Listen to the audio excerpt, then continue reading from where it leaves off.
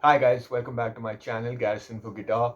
We're gonna be talking about the D minor chord today, and one of the things I didn't mention in my last video is that there is only a one note difference between a minor chord and a major chord as fretted down on a guitar, and in general also. So I'm gonna show you that difference with D minor. I've covered D major as a chord before and how to hold it down and what your wrist should be doing, what your thumb should be doing, etc. etc.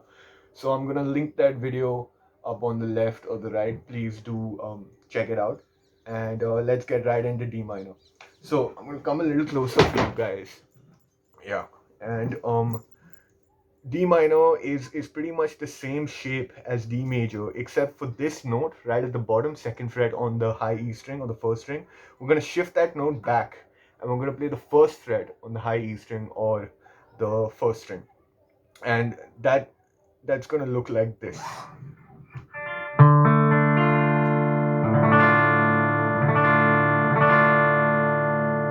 So I'd like to take a moment to point out to you that just as I talked about it in my D major video, I'm leaving my thumb hanging over the fretboard, and why that is because all the notes we're playing are on the bottommost strings.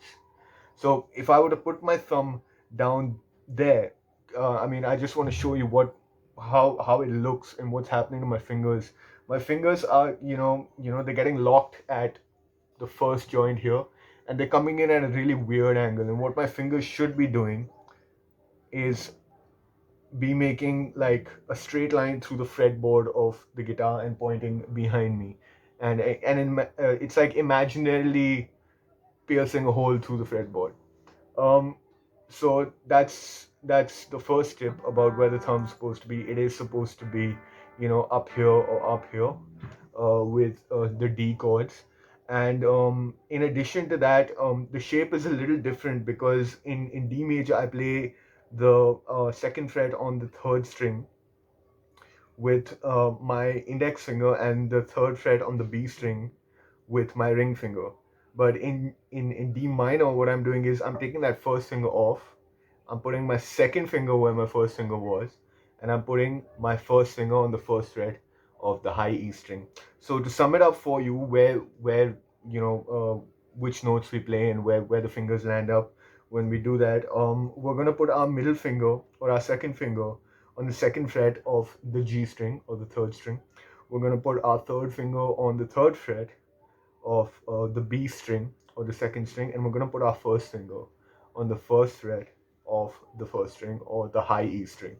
And just as I said in my D major video, you want to avoid hitting the top string, the sixth string or the low E string, because when you play that with these notes especially, what's happening is there are three open strings on the top, right? And if they're open, they're gonna vibrate much more than the ones that are fretted down. That's number one. And number two, they're much lower sounds than these trebly rich high string notes that we're playing. By high string, I mean like in terms of pitch, not in terms of where they're positioned on the guitar. So that being said, avoid playing that sixth string, and you can play every string from probably the A string or the fifth string, all of them down you can play. So that's going to sound a bit like this.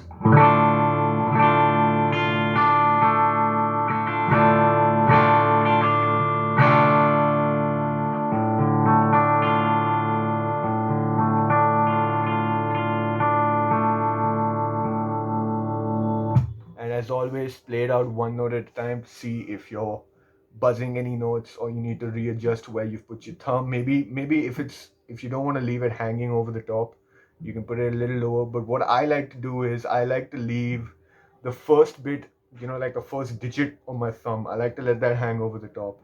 And with this part of my palm, basically where my thumb joins my palm, this much right about here, I use that bit to press up. Let me just bring this a bit closer, to press up against the back of the board. So if I could show you from the side what's happening, my hand is it's pressed up against, there's no space between my fingers and the board. If you can see right there, there's some space, but what I'm doing is I'm I'm utilizing this gap right here, and I'm pressing up to the board. And what that does is, for a chord that has all the notes down there, it does give me a lot of leverage and control. So that's my take on D minor, and I'm gonna end this video right here because I don't want to go on for too long about it. But these are some of the beginner tips you can start off when it comes to this chord. And please do check out the entire series that I've created on basics for beginners. And right now it's only about chords, and I've done about 9 videos. Most of them are major chords. Uh, and we got a couple of bar chords in there as well. So I'm gonna link that playlist at the end of this video. It'll be there on the end screen. Please do check it out. And as always, thank you so much for watching. And if you like this video, let me know down below in the comments. I would love a vote of confidence. And please subscribe to my channel.